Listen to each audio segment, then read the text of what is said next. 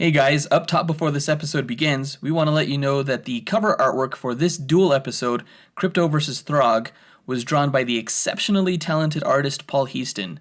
We're auctioning the 2 framed pieces he drew on eBay for charity, where 100% of the proceeds will go to benefit the Sierra Club Foundation, which supports a wide range of environmental and sustainability projects.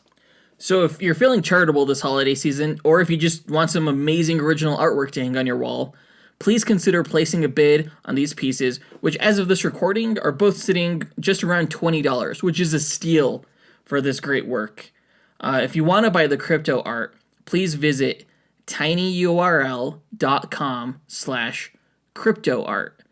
That's crypto spelled Krypto.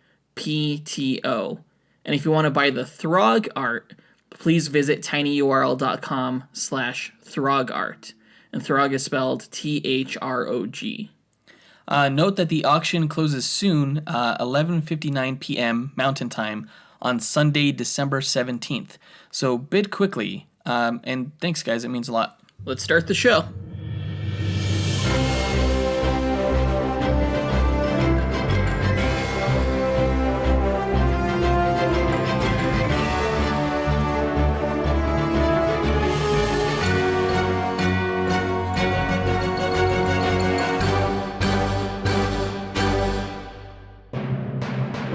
Hi, and welcome to a very special holiday episode of the Dynamic Duel podcast, where we debate the superiority between Marvel and DC by comparing their characters in crossover battle simulations and by reviewing their films. I'm Marvelous Joe. And I'm his twin brother, Johnny DC. And in this holiday episode, we are going to debate who would win in a match between Krypto, Superman's pet dog, and Throg, who is a frog with the hammer of Thor. The Frog of Thunder. The Frog of Thunder. Usually during the Christmas time episodes, we usually like to go a little bit more goofy with the matches and take liberties that we wouldn't normally take during the rest of the year. Yeah. Last year, the match was Chip, the Green Lantern Squirrel, versus Rocket Raccoon from Guardians of the Galaxy. So we're kind of keeping this whole animal theme. I don't know if we're going to do that next Christmas time. We'll try and keep it running as long as we can. I don't know, it's going to be hard. But yeah, just like last year, we're trying to use our podcasting powers for good.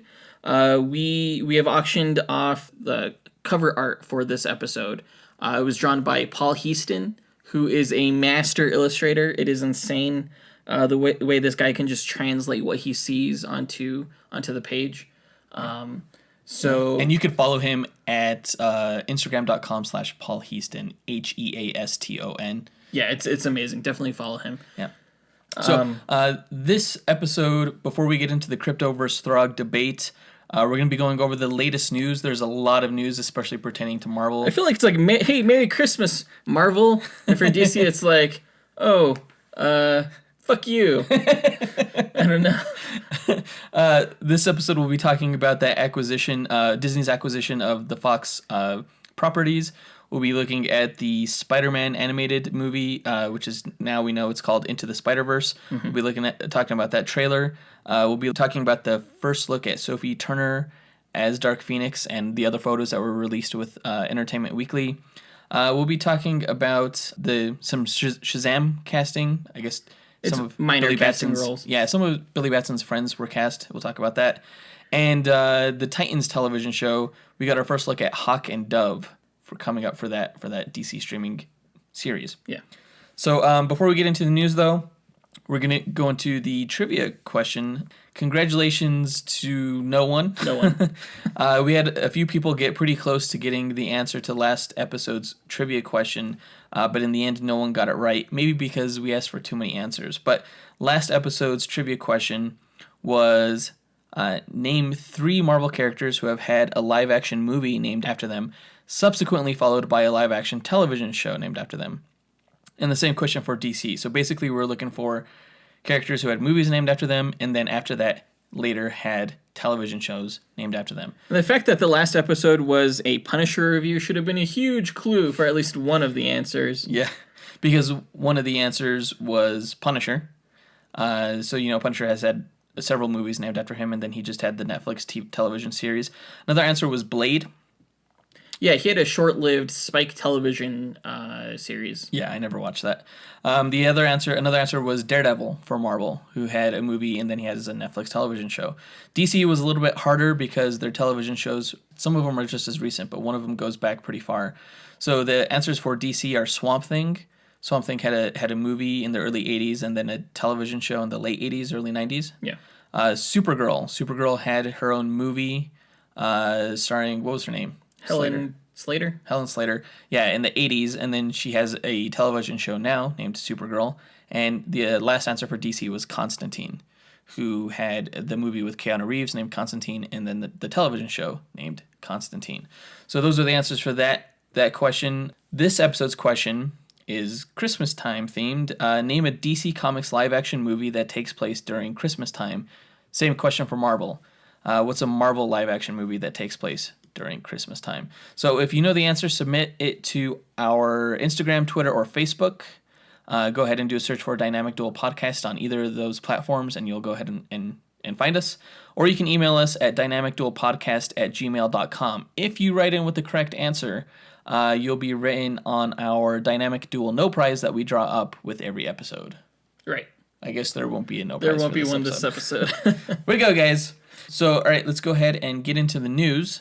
Can I just say that this news item is probably the biggest news item we've ever had since starting this podcast? It's huge. It is huge. It's not just huge for this podcast. It's huge for the movie industry. It's huge for business in general. It's one of the biggest business deals ever to take place. As you may already know, Disney has acquired the 20th Century Fox film and television properties for $52.4 billion. Damn! It's a lot of money, guys. But it's great news because it finally, at least, well, there's good and bad parts to it. But as a Marvel fan, it's exciting news because now Marvel owns 90%. I think they still don't own the film rights to Namor and part of Incredible Hulk, because Universal still owns part of the Hulk, partial rights to those. So, but a vast majority of their characters are now under their own studio umbrella, including the X-Men, which were owned by Fox, and Fantastic Four. Those are the two big ones. But the X-Men also includes Deadpool and the New Mutants movie that's coming out soon. So and all the other X-Men films with the Dark Phoenix or Phoenix, I should say. Yeah, I did not even imagine at the start of this year that this would be happening. I knew this was happening. I didn't see this happening. I saw this coming. Not specifically this way, but I figured Disney or Marvel was going to get Fantastic Four by Phase 4 a long time ago. I knew. Well, you hoped. Life finds a way. Well, it was more likely that Fox was going to default on the rights to the Fantastic Four, and that Marvel was going to get hold of them. But I never saw Marvel getting hold of the X-Men rights for at least 10, 20 years even. Yeah.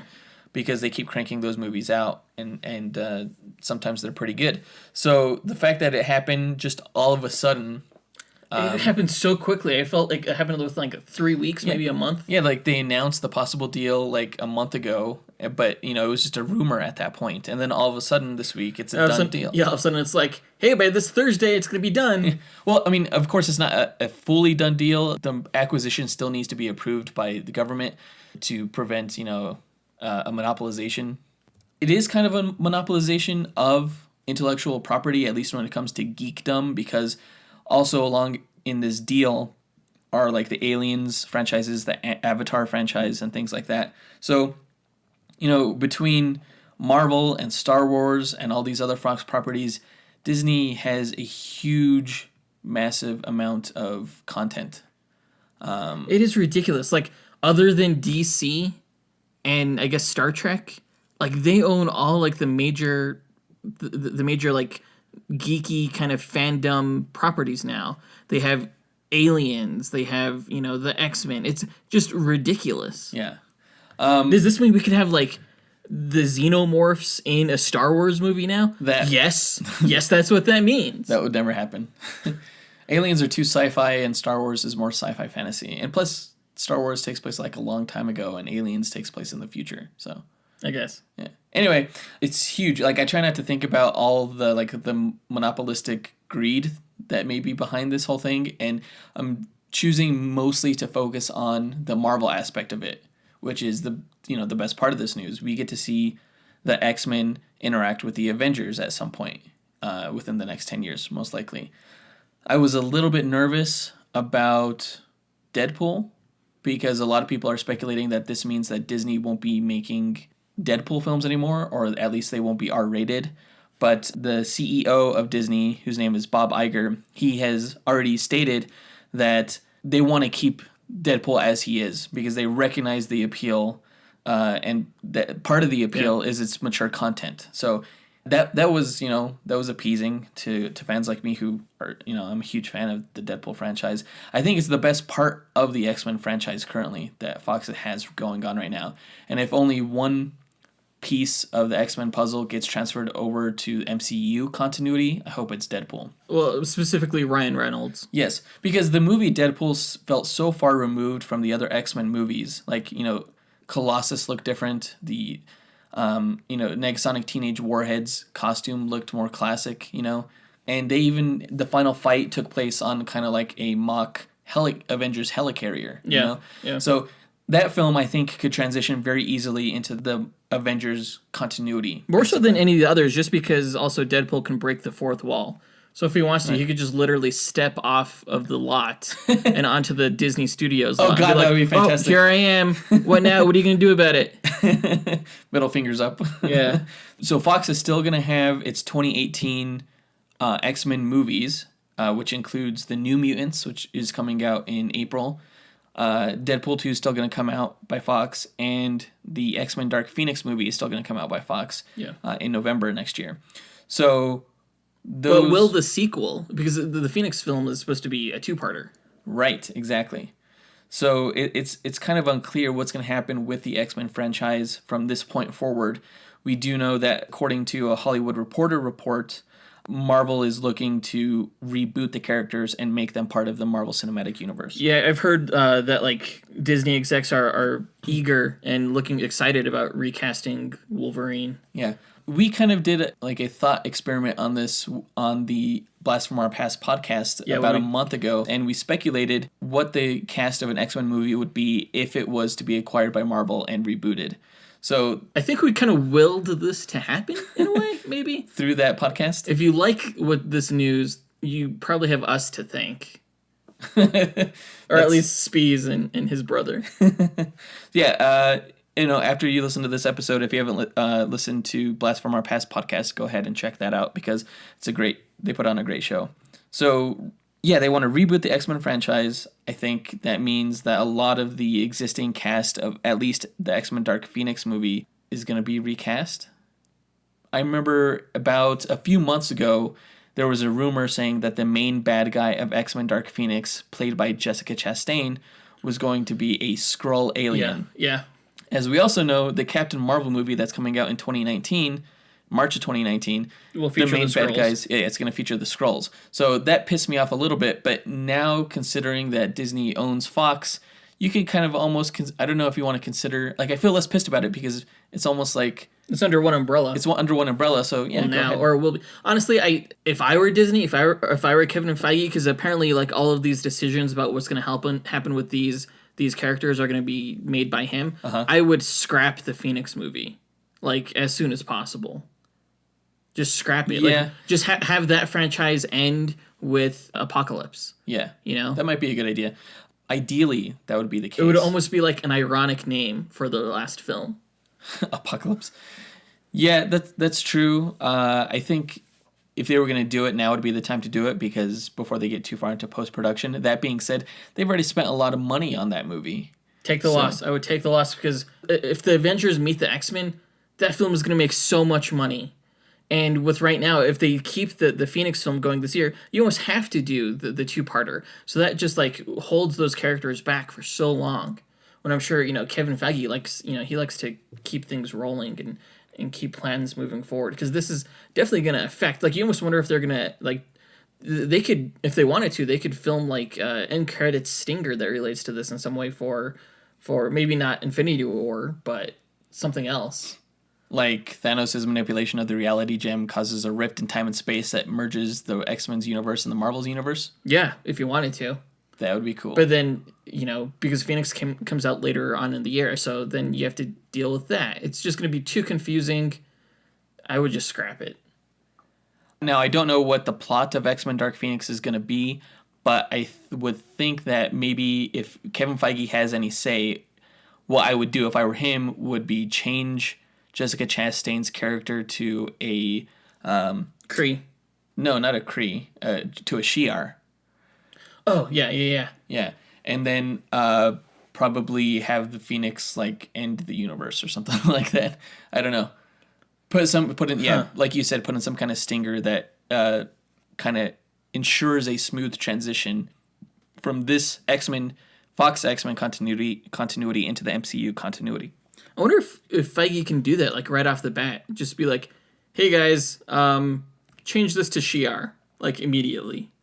Because, like, you think of how many changes they made to, like, Justice League in post. Right. They could totally do that in X-Men. Well, I mean, there's still time for reshoots, too, for X-Men Dark Phoenix. The movie doesn't come out until November of 2018, so... Yeah.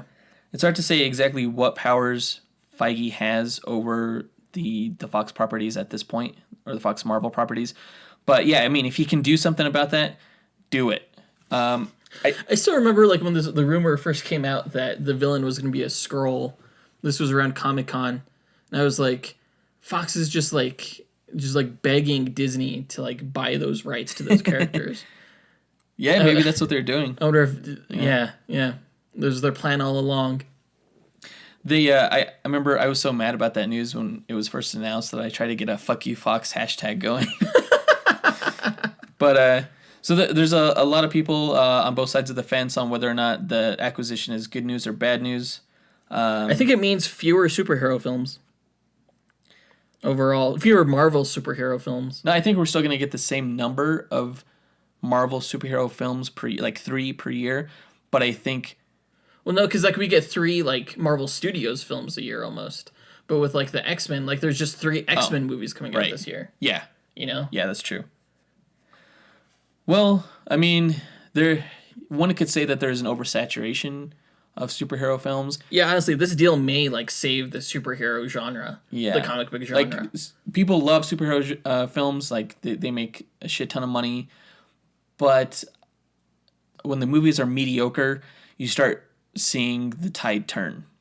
And with, like, a movie like Justice League came out. I mean, Justice League, it was entertaining, but it wasn't, it's not doing that well at the box office, and it's not being favored by audiences quite as much as, you would have liked. But, so people are talking about, like, oh, maybe that's, this is the end for the superhero film. Of course, I think that's all going to change when Infinity War comes out, because, Marvel just does things better. I hate you so much right now. I haven't heard anyone talking about the death of the superhero franchise based off of Justice League. Honestly, a lot of people I talk to, no one has disliked it. I know a lot of kids liked it. I think if kids like it, it'll keep going because they're parents want to please their kids. Mm-hmm, mm-hmm. So. Yeah. So, what do you think this means for the future of the Marvel Cinematic Universe? What do you see being Phase 4? Do you think this is going to lead into the Fantastic Four and Galactus? I really hope it does. I hope, like, Phase 4 is all, like, setting the pieces in place for the Fantastic Four. Mm-hmm. I would love that if we could see characters like Galactus, if we could see characters like Silver Surfer, because we've said before, what do you do after Thanos? After the Infinity Gauntlet, where do you go from there? And I've heard so many stories about Marvel, having this 20-film plan about movies that aren't necessarily in any kind of, like, timeline order anymore. Mm-hmm. But you can continue the current timeline, the current, like, story, keep that momentum going with the Fantastic Four characters. Right. With Doctor Doom, with Galactus. Those are big-time villains. Someone had... said that it would be a cool idea to make a Fantastic Four movie set like in the 1960s, which is like a time frame of the Marvel Cinematic Universe that we haven't really explored too much yet, and then have them like go into space, and then like some kind of time anomaly brings them back to the present. I feel like they're already going to do something like that with Captain Marvel, where, like, because it takes place 80s? Yeah, the 80s, and then she, like, goes off into space, then comes back. Yeah. I don't know if you could do that twice. Yeah. I have no problem with them just reintroducing the characters, in the current timeline. Yeah. I almost feel like hold off on the X-Men for a while because the way they're going with the cosmic side of the universe fits very well into the Fantastic Four, and that could be a great Phase 4. Maybe don't introduce the mutants until Phase 5, except for maybe the Deadpool films. I don't know. It's so much. How many movies do you think a production studio can realistically make in a given year?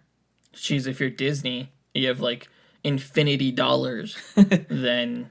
Because right now, I have no idea. Marvel Studios is producing like 3 movies a year. Yeah. Do you think they could bump that up to like 5 movies a year? I don't Will think... Kevin Feige ever get sleep after today? Right. Yeah, I don't think Disney only wants to put out superhero films, you know? Yeah. I think 5 is probably the max that we would get from Marvel Studios. 5 a year max. Maybe. And that's almost like every other month. Yeah. That's hard. That's a lot. Yeah. I think you're right. In the end, this is going to mean less Marvel movies per year because you don't have multiple studios working on them. So at least we'll be able to catch up on our past reviews of Marvel films and DC films. Right. So you won't have to be forced into reviewing so much Marvel content anymore. Good news. This is good news all around. Definitely not next year because there's like 7 or 8 Marvel films coming out next year if you include the Fox and Sony properties. So you're screwed for at least a while still. All right. Anything else to discuss about this news, do you think?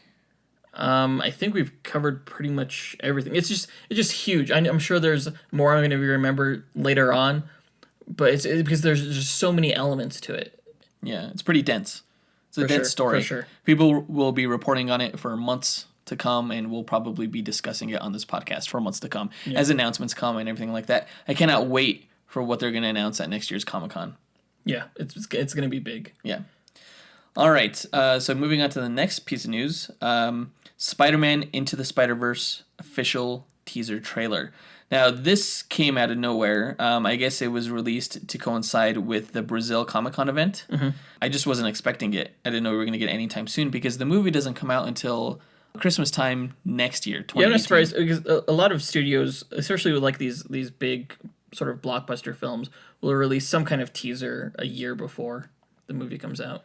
Unless you're Justice League, then it's a year and a half before. Right. I think the first thing that caught me off guard right away is that at the very start of the teaser, they have like this 5-second teaser of the teaser. I hate those.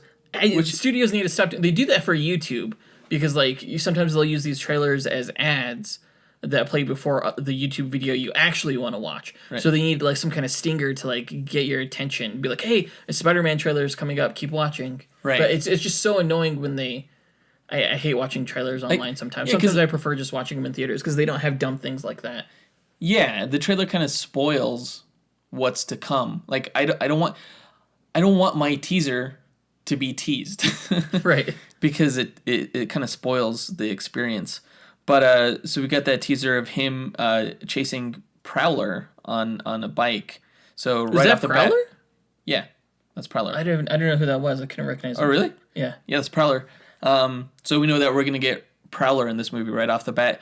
In the Ultimate Universe, the Prowler is actually the uncle of Miles Morales. And I guess that's probably a huge spoiler. I guess in the Marvel Cinematic Universe, that's the case too, because in Spider-Man: Homecoming, Donald Glover was saying, I have a nephew who lives here. I don't want these streets to be dangerous or whatever.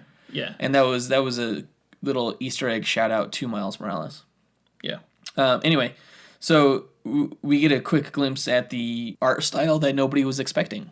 He's bouncing off cars, and you have little flash freeze frames of the action. I guess it's not a freeze frame because the action is still moving, but you get these little shots of the action being rendered in a more comic book style. Yeah. With the Ben-Day dots and everything like that. It's pretty kinetic and exciting. The color palette is just so vibrant. And that was one of the things that really caught my eye as the trailer starts and we get to see the New York skyline. Everything seems like neon and a lot of purples and blues and pinks. It's very splashes of color. It's very Kevin Dart. I don't know if you know who he is. He's an animator. But the guy's really good with color, even though he's completely colorblind. Really? He's done stuff like Big Hero 6. He's just really good with color, surprisingly. He has a unique look or a unique vision for color, and I see that all over this. I was surprised by how much I liked this trailer. It's just a really, really cool trailer. Like, I wasn't interested at all in this movie until this trailer. Like, it wasn't on my radar at all. But just like the animation style that they're doing, it's like it reminds me of like the Peanuts movie. It's just kind of like choppy in a way. It's like they're like skipping frames, almost like stop motion animation. Yeah, but almost computer animated. Yeah, it looks really cool. It looks really fluid, and the music in it just added to that tone. I don't know what the song was, but it was really cool. Yeah, the animation style reminds me also a little bit of the Lego Movie, which was also computer animated, but in that stop motion style. And that was another film that was directed by Phil Miller and Christopher Lord. Yeah. Who, they're tremendous directors. So, and to see them do this and it have such a different style, you can tell that they're really versatile with their talent. Oh yeah. Very atmospheric too, with like the subway going by. That little shot, it reminded very much of an anime. Yeah, yeah. It's like a very kind of like, I want to say, adult style of animation, even though it's like not an adult very cartoon. Stylized. Yeah, it's very stylized, and with just like the darker colors and stuff like that. Yeah, I can definitely see this being attractive more towards more adults. Not necessarily unattractive to children, but definitely draw the attention of more adults. Yeah, we have the shot of him in the graveyard where we see that, like in the Ultimate Comics, Miles Morales became Spider-Man after the death of Peter Parker. So we see him in the cemetery, and we see a brief tease of Peter Parker's headstone, which said that he died in 2018. So we know that at this point, Miles Morales is just becoming Spider-Man. Yeah. And this is kind of his origin story.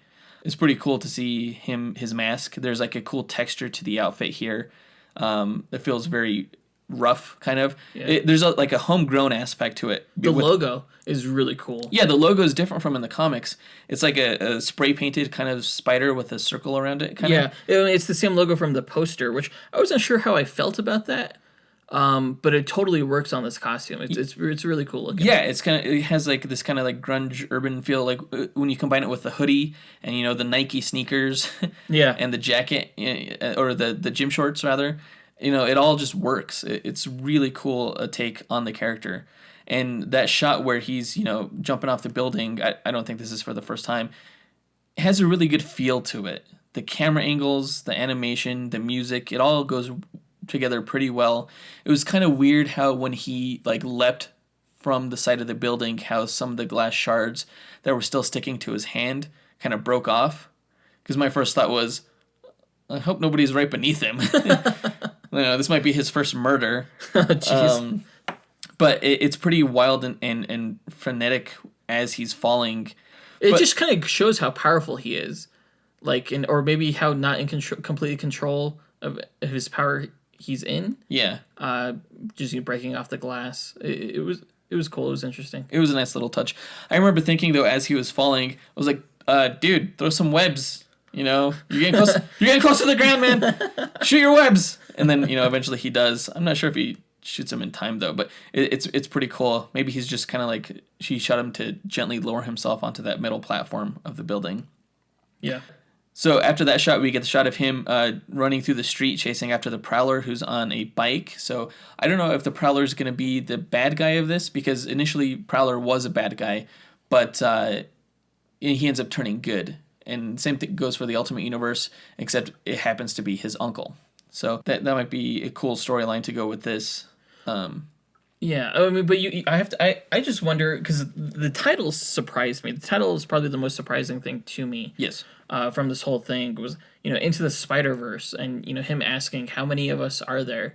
I thought this was just going to be a Miles Morales film, but suddenly they're opening the door for Scarlet Spider, Spider-Gwen, Spider-Man 2099. Yeah, so many other Spider-Man Noir. Spider-Man.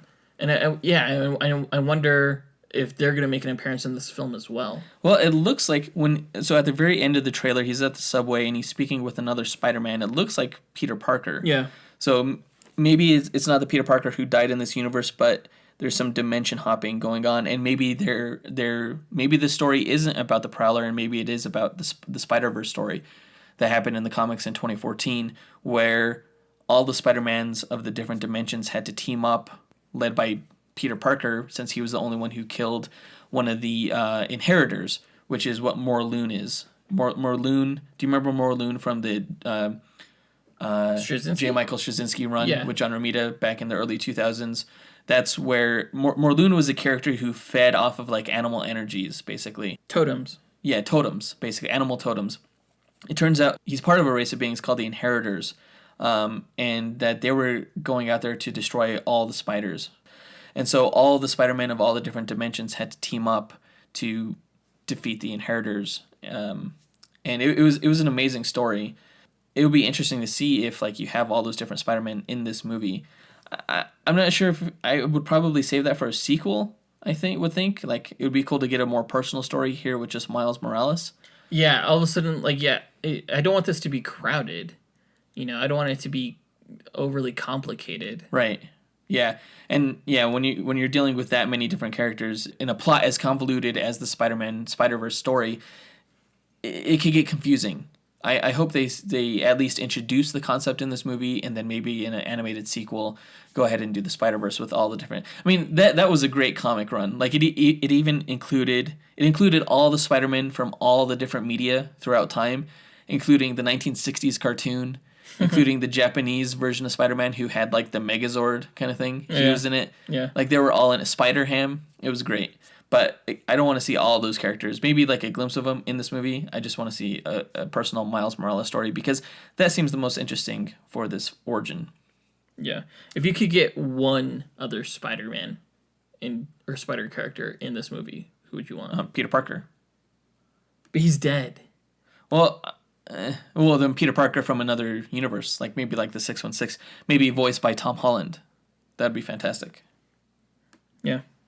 That'd be really cool.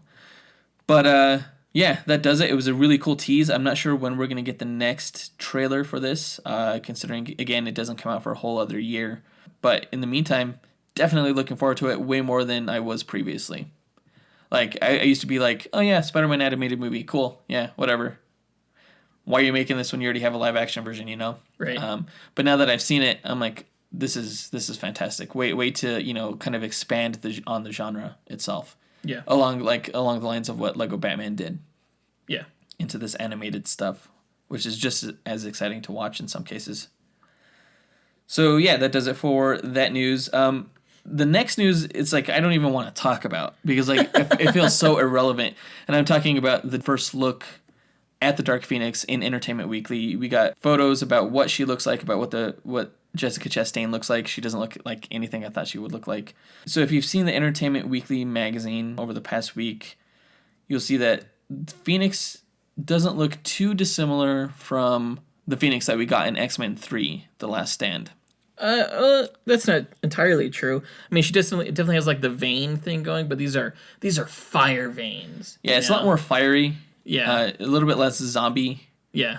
But I like no black eyes, but she does have fire hair. She does have like little pieces of her skin breaking off, which is weird.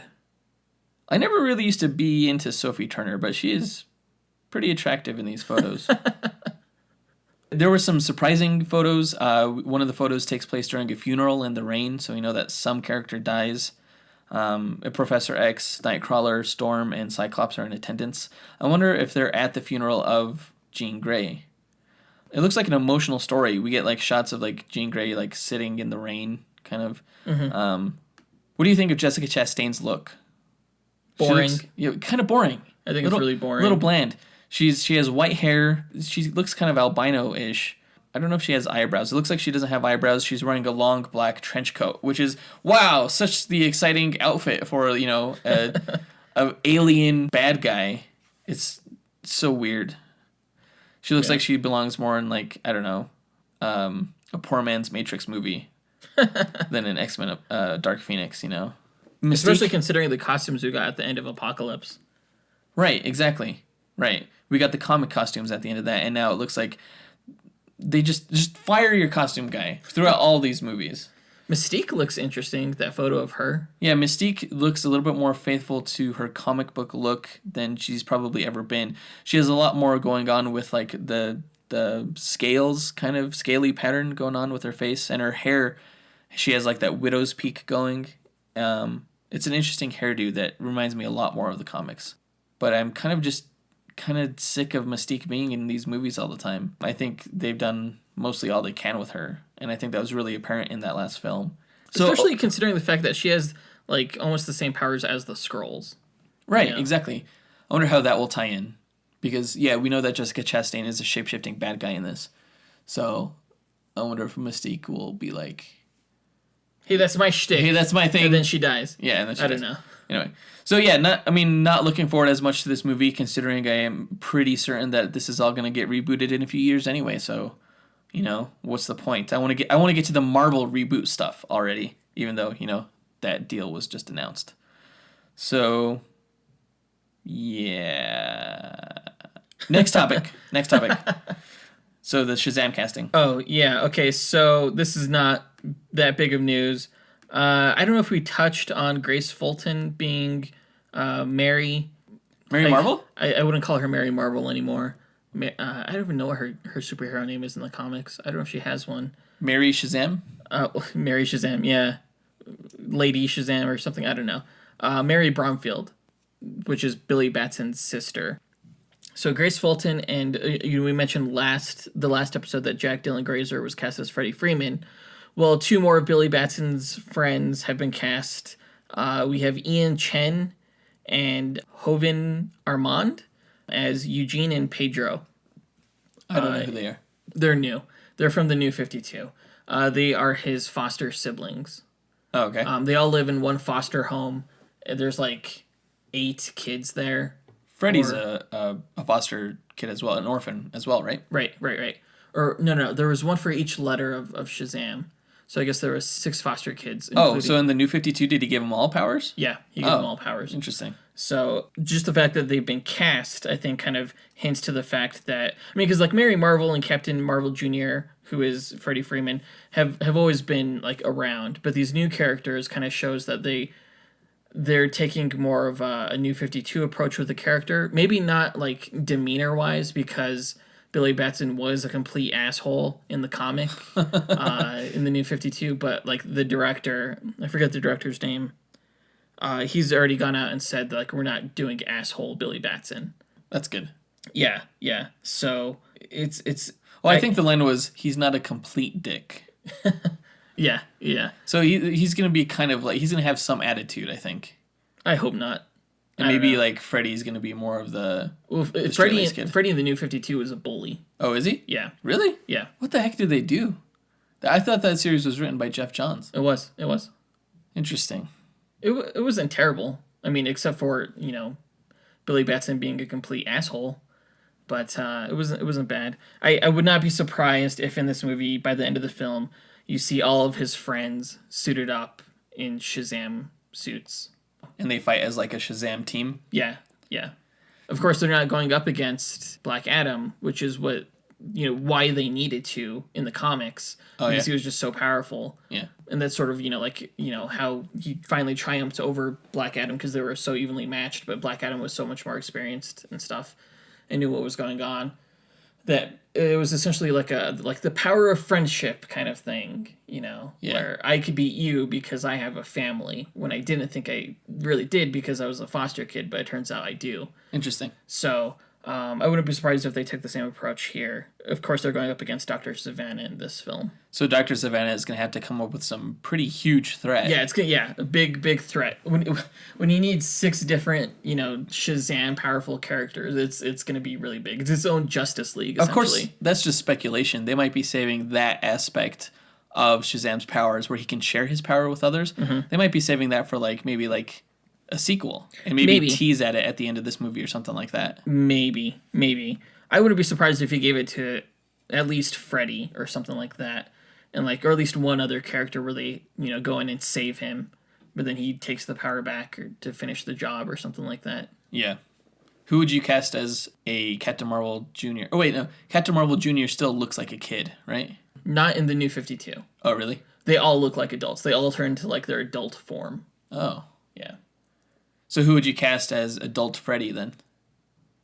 I don't know. You probably want to cast unknowns, maybe? Matt Damon, he'll be in anything. Apparently. That's funny. Okay, so is that it for that news? Yeah. And then the last bit of news is also DC news, and we have our first look at Alan Ritchson and Minka Kelly as Hawk and Dove for DC's upcoming Titan series. Oh my God. They look so badass. Like, when I think of Hawk and Dove, I think of, like, spandex and tights. Like, they don't have the best costumes, but you sure could have fooled me with these suits. Like, whoever their costume designer is. Who is this costume designer? I do not know, but they are amazing. I want to shake their hand. They Seriously. I thought the Robin costume looked cool. Yeah. These look These awesome. Hawk and Dove costumes are the definition of badass. Minka Kelly looks like such a badass. Yeah, with the white hair and just like the feather kind of cape. Yeah, and the same thing for Hawk. You know, what's really interesting about this is you're not seeing their eyes, which I know is like a huge thing in comic book films where it's so hard because like in the comics everyone has like these like lenses like Batman, right? Mm-hmm. And it's been so hard to do that in the film because like I guess it's hard to show emotion. Yeah, I don't know. They should just do it. They did it here, and it looks really cool. Well, it adds an element of mystery to them. I don't think these characters are actually part of the Titans, but are maybe like mentor figures? Mentor figures or something like that. Maybe. Because they're a little bit older than the rest of the cast, you know? Yeah. So, yeah, it just kind of adds an element of mystery to them. They look like someone to look up to. They're essentially representations of chaos and order, you know, in the comics. Oh, really? Yeah. So I wouldn't be surprised if they were some kind of, like, mentor.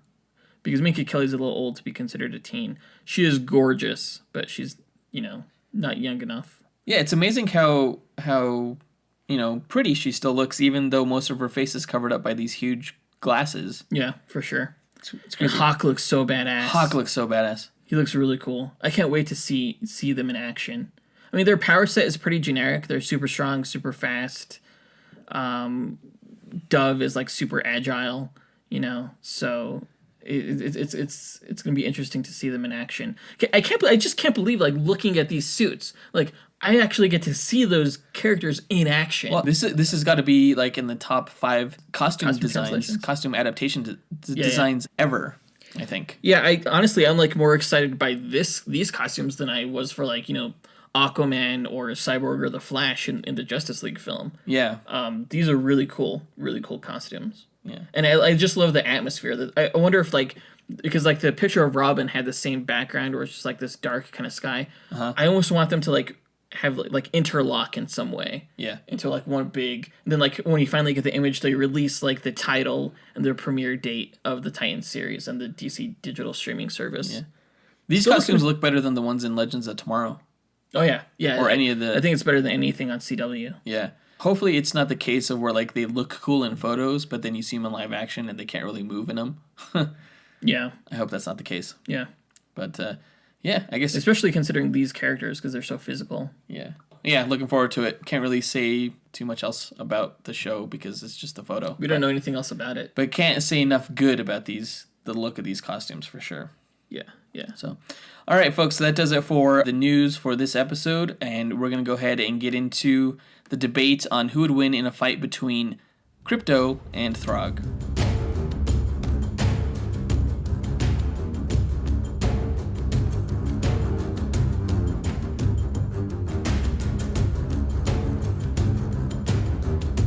All right, Krypto versus Throg. It's been a while since our last Duel episode. The last one was Halloween. Yeah, it's been a while. We had like a whole month of reviews. It's crazy. Yeah, between Thor Ragnarok and Justice League and The Punisher, it's good to be doing a Duel episode again, especially one as fun as this. Yeah, it's a lot of fun.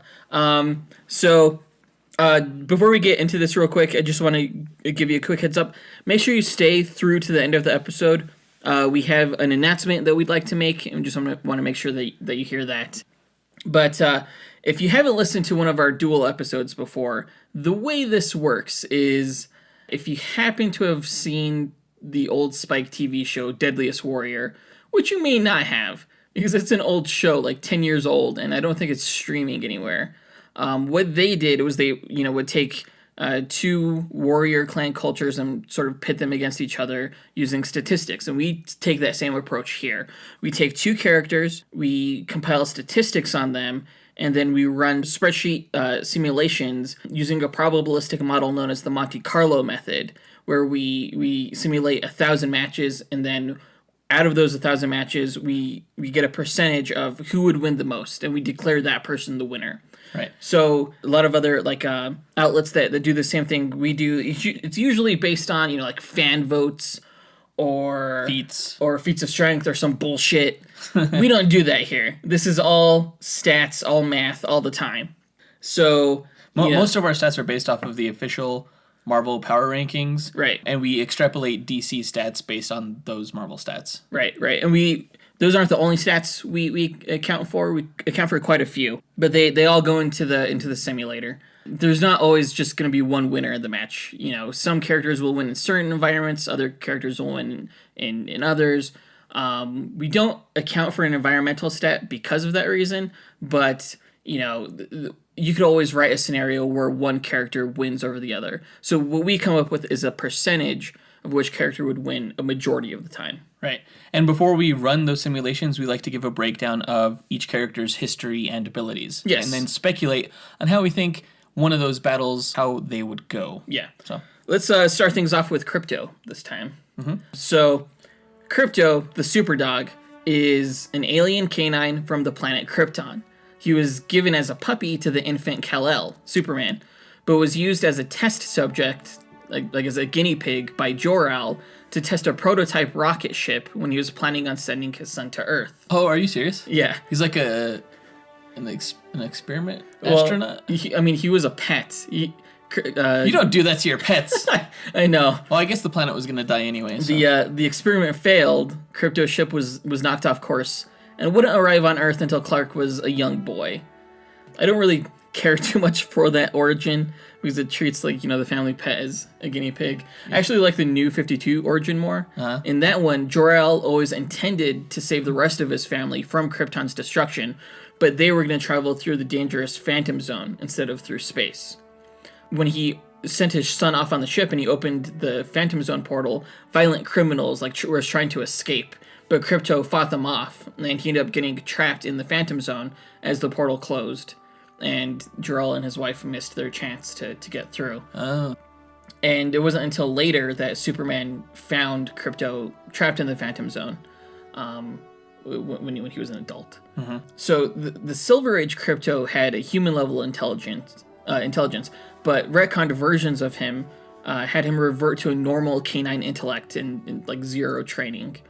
That, combined with all of Superman's powers, which Krypto essentially has, he caused a lot of trouble, almost comically, for Superman. Like when he, would scratch off huge chunks of the door with his super strength when he wanted to go outside, It also gets... Yeah. It would also get kind of scary sometimes, as his occasionally feral and wild nature would cause him to go overboard in taking down criminals. Mm-hmm. So because of that, Superman kept Krypto at the Fortress of Solitude, where he trained him into obedience. Krypto became a guard dog for the fortress, protecting everything within it from intruders, which was cool. Yeah. Superman eventually gave the dog to his younger clone, named Kon-El, also known as Connor Kent or Superboy. They disliked each other at first, but eventually grew to become pretty loyal to each other and saved each other from threats on numerous occasions. Connor lived with the Kents in Smallville, and the now well-mannered Krypto was allowed to live out on the farm with him, instead of being alone in the fortress. Superboy would later die in a battle with the more powerful Superboy Prime. Krypto went missing for a year after that, but was later found by Jimmy Olsen, who attracted the Superdog with his signal watch when he was trying to call for Superman. Krypto was injured protecting Jimmy, and the two bonded as Jimmy nursed him back to health. The two lived together and worked together for some time with Superman's approval. By this time, Krypto had grown much more intelligent and well-behaved. He played pretty strategic roles in battling massive threats to Metropolis and the planet. Whether he once again goes up against Superboy Prime in the Sinestro Wars, to buy time for other heroes to arrive, or whether, helping reveal the magical nature of a powerful Superman villain named Atlas to help Superman stop him. You know, he's even, you know, taken orders from Batman to go on this mission to the Phantom Zone to help find a cure for Superman's doomsday infection. He just plays a lot of cool key roles. Very loyal. After the death of Superman's father, Jonathan Kent, Krypto lived with his widow Martha Kent on their Smallville farm, Superman's home as a child. But in the comics now, he's the family dog of Clark, Lois, and their son, Jonathan. So as a creature with Kryptonian physiology, Earth's gravity, atmosphere, and the radiation from our yellow sun grants Krypto super strength, speed, flight, heat vision, basically all of Superman's powers proportionate to an Earth dog and an Earth man. So he's not as strong as Superman necessarily, but his senses of hearing and smell are a lot better. Okay. That's essentially Krypto. His description is really short because he's not like the biggest character in comics. Well, same with Throgs. I like Krypto, but you know, I love dogs in general. So I used to have 2 dogs. One of them passed away a few months ago, but always been a big fan of dogs. Yeah. And just hearing him do things like, you know, wanting to go outside, so he scratches the door and breaks it open. That's just hilarious to me. Yeah, So. his breed has never been specified in the comics. I guess he's not really a Earth breed. But He looks like a lab, yeah. Yeah, he looks pretty close. So I remember when you were talking with Paul Heaston about the illustration he did for this episode, when he took from various breeds, from different breeds, when he was drawing Krypto, which I thought was pretty cool. I think in the end he went with like a lab Weimaraner mix, I think it was. Yeah. Pretty cool. So Throg, I love Throg too. He's such a cool character. His look is so damn ridiculous. It's a frog dressed up in Thor's outfit. I did not even know he existed until like earlier this year when you recommended him for the battle. I was like, that's a thing? He's so hilarious looking, but so endearing, I think. He's a brave, powerful little guy, though his origin story is a little weird. But hang in there as I tell you a fable as old as I think it was the mid-'80s when during Walter Simonson's run. So Throg, the Frog of Thunder, wielder of the mighty Frogmjolnir, is also known as Puddlegup, the frog, who lives in Central Park. Is that his real name? Yeah, Puddlegup. Krypto's real name, I think, is Pal. I think Jimmy Olsen gave him that name. Are you serious? It's like his alter ego. It's his Clark Kent. That's funny. Yeah. So the frogs of Central Park did not get along with the rats. In fact, there was a long-standing war between the two species in which Puddlegup was a heroic warrior for Glugwort, the Frog King. But Puddlegup was not nearly the warrior that Thor was when Thor himself was transformed into a frog. So in one of Loki's mischievous tricks, he put a spell on a New York diner waitress who kissed Thor when he was in civilian disguise, cursing the god of thunder and transforming him into a frog. Powerless, Thor tried to make his way across Central Park back to his hammer Mjolnir, and along the way, he was attacked by a rat. Though Thor had a frog's body, he was still an innate warrior, and he easily defeated the rat with his bare frog hands. During his time in the park, he met Puddlegup for the first time, who asked for Thor's help in the frog-rat war. Thor developed a plan to win the war by finding the legendary alligators in New York sewers. The alligators were led by Thor to the surface of the park, where they made short work of the rats. With the war won, Thor said goodbye to Puddlegup and his frog friends, and left to continue on his way toward Mjolnir. Wait, why would the alligators help the frogs? Because they're both amphibians, I guess. I don't know. I thought alligators were reptiles. I don't know. Who cares? It was during these goodbyes that Puddlegup revealed to Thor that he was actually once a human man who had been turned into a frog. Oh. It was a plot thread that was left dangling since the 1980s until fairly recently, actually, when Lockjaw formed the Pet Avengers. So before he was called Puddlegup, his name was Simon Walterson, which is a play off of Walter Simonson. Yeah. He was a human man. Simon was cursed and transformed into a frog by a witch fortune teller after he was unable to pay her for her psychic services. He went to her in mourning to see if he could communicate with his dead wife. So he couldn't pay, she cursed him, and he had to live his life as an amphibian in Central Park, where he met and was accepted by other frogs who named him Puddlegup. So after Thor left, Puddlegup followed Thor back to where Mjolnir was, and when Thor picked the hammer up, Puddlegup saw that his brave frog friend was actually the god of thunder. Thor's chariot, pulled by his two goats, Toothgrinder and Toothnasher, came to return Thor back to Asgard, where he could deal with Loki. And during Thor's departure, Toothnasher stepped on Mjolnir with his hoof, and a small sliver of it broke off and landed in front of Puddlegup. With Thor gone, Puddlegup found he was able to lift the sliver of the hammer, and when he did, he would transform into Throg, Frog of Thunder, with all the powers of Thor. Wait, okay, so Mjolnir was able to transform Thor as a frog back into human, right? No. Okay. When Thor in frog form lifted Mjolnir, he was Thor in a frog form. So he looked like Throg?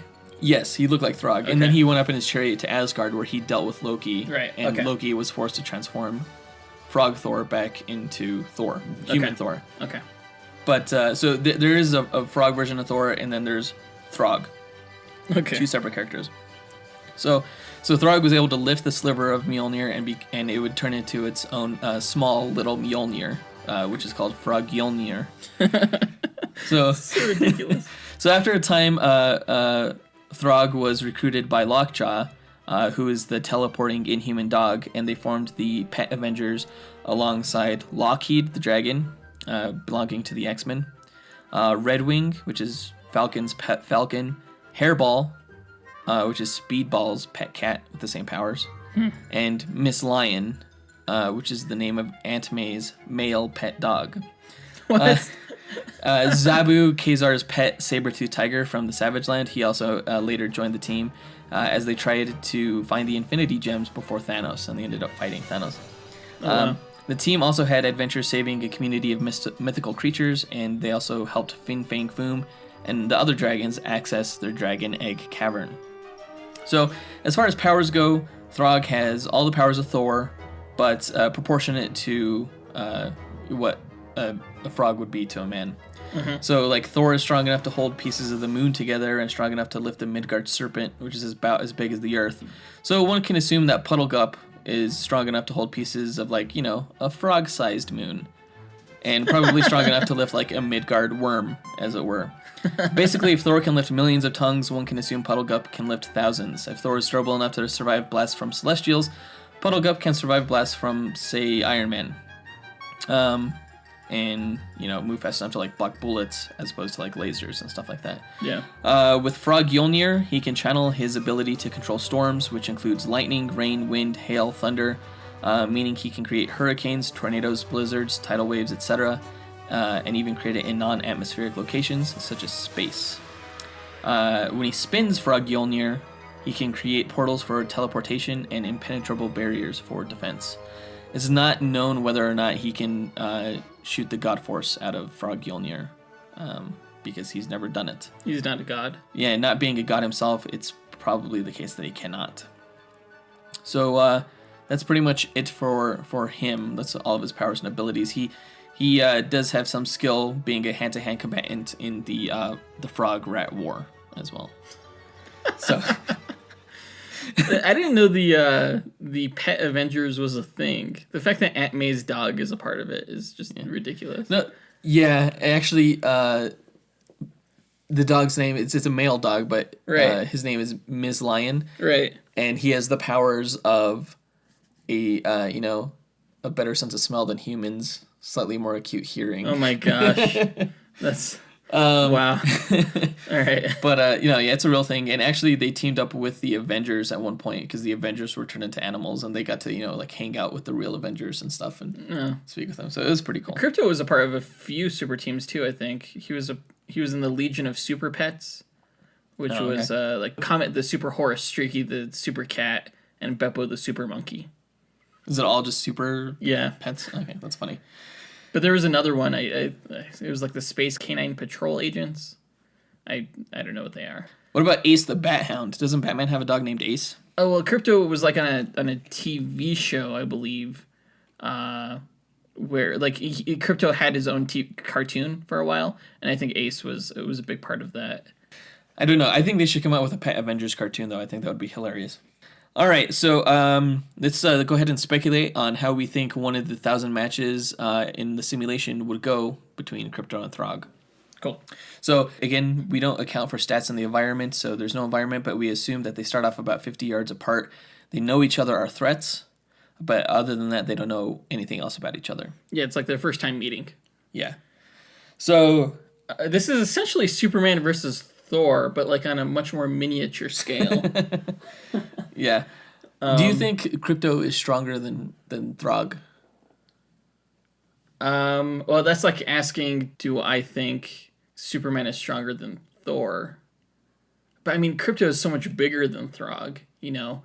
A dog is naturally stronger than a frog. I'm going to say yes. But was Krypto a good hand-to-hand combatant in the Rat Frog Thor? No, he was not. So what's interesting about Puddlegup is that he has human intellect, once being a human himself. He has the same mind. So I think he's smarter than Krypto. Krypto has a human intellect as well. What? Yeah.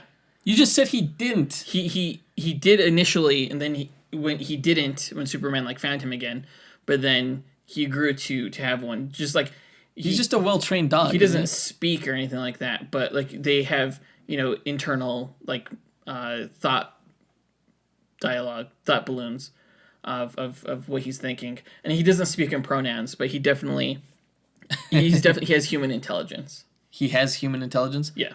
That's stupid. Okay, all right. So who's faster between the two? I wonder. They're both pretty damn fast.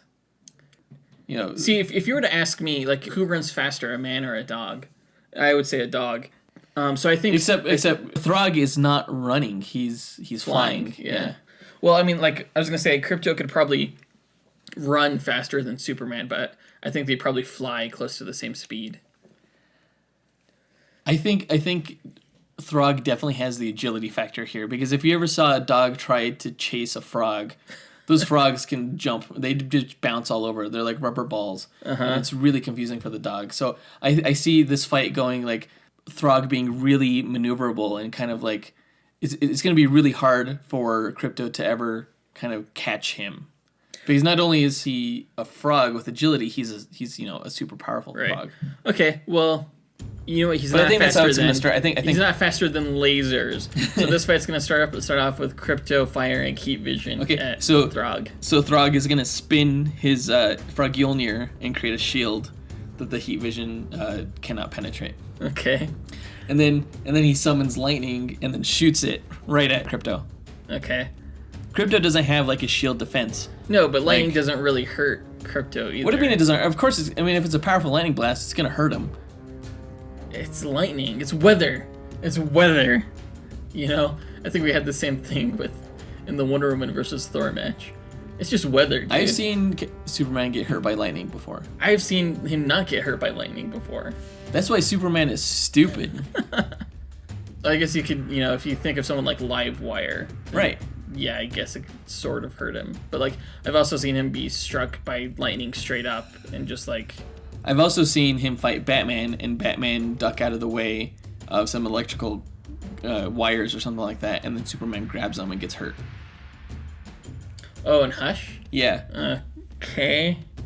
Alright, well, I guess Krypto gets a little hurt. No, he gets hurt. You hear him whimper. Like, I love dogs and all, but your dog is gonna fucking die. He gets electrocuted. You heard it here first. Joseph wants to kill a dog. Jeez. So yeah, Krypto gets hit with the lightning, I'm gonna say. Because he doesn't have any defense against it. But he's also, like, super durable, you know? So he shakes it off. And he goes charging after. And he gets angry. You know, he bears his upper lip. Yeah, he's like, snarling, you know, barking. And he just chases after Throg. But Throg's not afraid. He'll puff out his chin, his neck in defiance. Okay. So Krypto's gonna being the angry dog, vicious dog that he is. He's probably gonna lunge after Throg. But does he get him? I don't know. He's pretty fast. Right. But if Thor can throw Mjolnir at several times the speed of light to travel through space that fast, pretty sure Throg can move at least for a bit out of the way, at least on that first lunge, at least.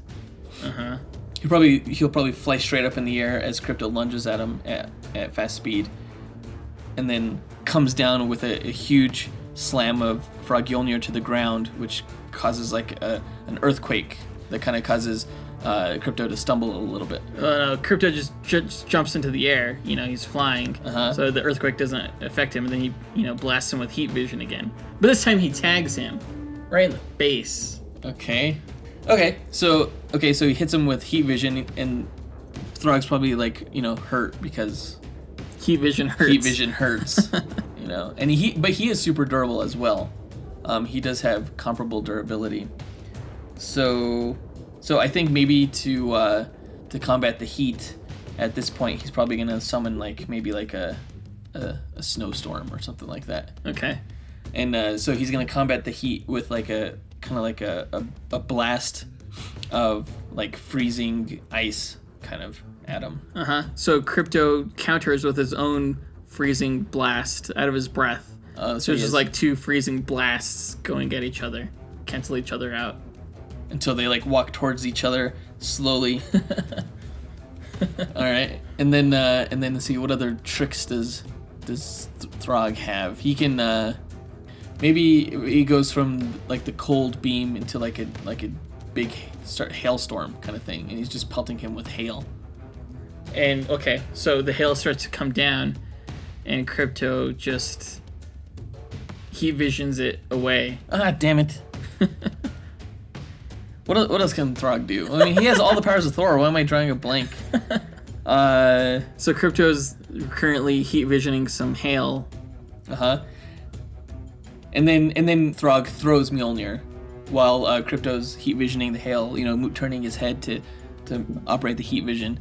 He gets slammed in the face with Frog Mjolnir and knocks him back. No, he just swallows it. Swallows it's so it. Small. And then what's Throg gonna do? Well, Krypto can't lift Frog Mjolnir, so if he swallows it, he's screwed. Whoa! Because are you saying Krypto can't lift Mjolnir? Yeah, because Superman has lifted Mjolnir. Only in short durations, and only when it makes it convenient for the plot. I think Krypto is pretty noble. I've also seen Superman try to worthy. lift Mjolnir and not be able to. I don't remember that. In JLA Avengers at the end, he held it for a second. Oh. So no, Krypto cannot lift Mjolnir, and if he swallows it, he's anchored to the ground. Okay. At which point, Throg comes up and starts just punching the shit out of him. And then he summons his hammer back through Krypto's ass. Oh jeez. And Krypto's ears go back and he whimpers. Like when they take his temperature at the vet. Oh jeez. That just happened, folks. That just happened. Alright. So then Krypto's like, ow. And then he just bites Throg's cape and just shakes him violently. Just shakes him really hard. Probably like shakes a the hammer toy. out of his hand. Yeah. I think definitely at least part of this fight has to end up with Throg in Krypto's mouth. Struggling, trying to hold his jaws open, Yeah. with his frog hands and feet and everything like that. That's pretty funny. So I think as he's trying to hold Krypto's jaws open, he summons Mjolnir back, or Frog Mjolnir rather. Yeah. He summons it back, and kind of like what Thor did to the dragon in Thor Ragnarok, how he dropped the hammer in his mouth. Maybe he does that, and it kind of makes Krypto stationary. Okay, then Krypto uses his heat vision again to blast at the hammerless Throg. Because he can still pivot. Can he pivot? Yeah, he can pivot. Okay. So without Frog Mjolnir, Throg can't fly, so he's probably hopping around trying to dodge the heat blasts. Where else can we go with this fight? Should we take it to the stats? Let's take it to the stats. All right. We'll be right back after we run 1,000 simulations through the computer.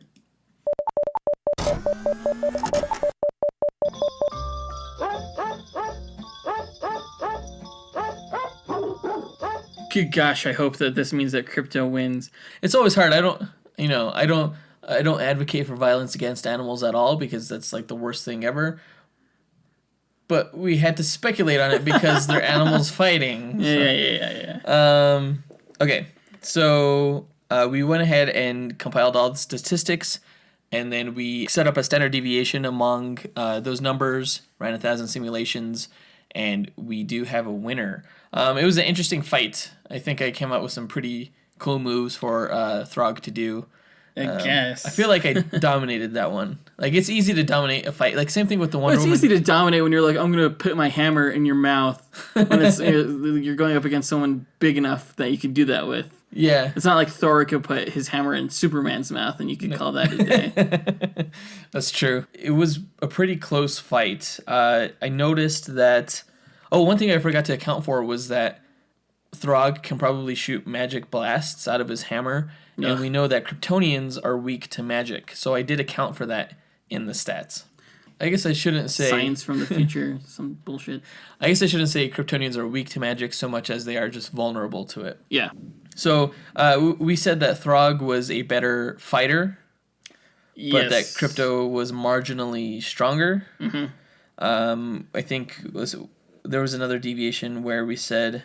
Throg was more evasive, more agile. More evasive, more agile. And they had pretty equal intelligence. I guess when all of a sudden you reveal that Krypto has like a human brain. He has human intelligence. Whatever.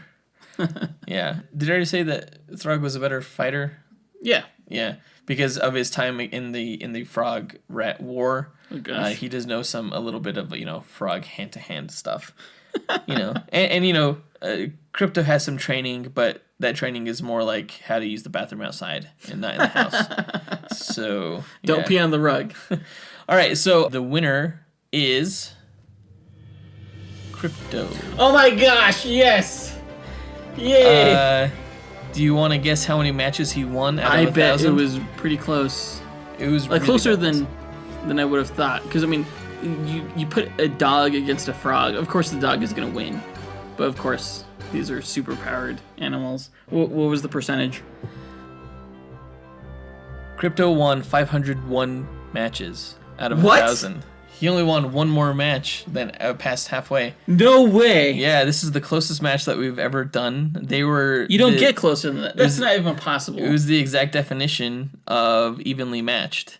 Throg won 499 of the battles. This is insane because that's the closest that this has ever gone. I bet you if I were to run another 1,000 simulations, do it again. Throg do it again. You want me to do it? Just for shits and giggles. Okay. Do it I'll run 2 it out of again. 3 times. Okay, so I'm running the simulations again, and we'll see if that number changes at all. Although we'll still account for the first one. Let's see here. Do we need another machine sound? I'll do the machine sound. Whip or Hang on. Beep boop. Okay, all right, I got it. Okay, so after running another 1,000 simulations, which we don't do typically, we're just doing it this time because the match was so close again. Krypto won 517 matches. Oh, thank goodness. So Krypto won again. So even if it was So best basically 2 out of 3. 2 out of 3. Yeah. Cool. Nevertheless, that's still a extremely close match. The closest one before that was about 524 matches over the other person, and I don't know if we're ever going to get a match closer than this one. It's like uncanny. Like 50.1% is Krypto's win rate over Throg. I bet you maybe I should run it again just to see if Throg would win. Go ahead. But, no, I'm not going to do Okay. it. But yeah, really close match, a lot closer than maybe I even thought it was going to be. So that was exciting. That's so strange. I mean, cherish it because we're never going to get a match as close as this again. The two are really evenly matched. It's a Christmas miracle. It's a Christmas miracle. A tie, if there ever was a tie. But there never is. So I think if I ever got an even 500 from the simulations, I would probably just run it again. Yeah. I don't think there would ever be a tie. Because we want to have that definitive answer, Right. So that does it for this episode. What does this mean for, like, Superman versus Thor? Now, like, I'm more curious than ever. We'll do that match again eventually. Or someday. because we've already done Thor in a match and we've already done Superman, but we'll use them both again in a match against each other at some point. Yeah, we haven't repeated any characters yet. Yeah, and we don't plan on doing that anytime soon. We may have to within the coming year because big news, big Christmas gift for everyone. Hopefully, if you like our podcast, starting the second week of 2018. Joseph and I are switching the format of the podcast up a bit so that it's going to be a weekly podcast. Yep. No more bi-weekly episodes. We're going to have an episode every Monday night, probably late at night. So that's when we're going to record. I mean, hopefully we'll get it out that same day, but it may come out Monday or Tuesday every week. Every week, Monday or Tuesday, is when we'll get the podcast out. So in 2018, look forward to that. January 8th will be the first of our weekly episodes. Yeah. So we're going to have one more episode this year on the weekend of December 30th, and that will be our 2017 second annual Brothers Awards special, where we talk about the best that 2017 had to offer in terms of comic book movies and media. And then after that will be, our first weekly episode 1 week later. That does it for this episode. Again, if you enjoyed the episode, please subscribe. And if you are subscribed, please tell your friends about the podcast if you think that they would be interested in this sort of thing. Again, don't forget to go onto eBay and bid on the holiday episode art that Paul Heaston drew for us. If you want to bid on the Krypto art, go to tinyurl.com/cryptoart. And for Throg, go to tinyurl.com/throgart. Again, you have only until 11:59 Sunday, that's December 17th. Mm-hmm. So if you're interested at all in contributing to a charitable cause and having the amazing art, go ahead. And 100% of that money goes to them. Like Joseph and I we don't get anything for this. Again, we're trying to use our podcast powers for good. So all of your money will be going to the Sierra Club. Yeah, the Sierra Club Foundation. Everyone have a happy holidays, and we'll go ahead and see you again in 2 weeks. And then after that, every week. Yay. All right. See you guys later. Up, and away. True believers.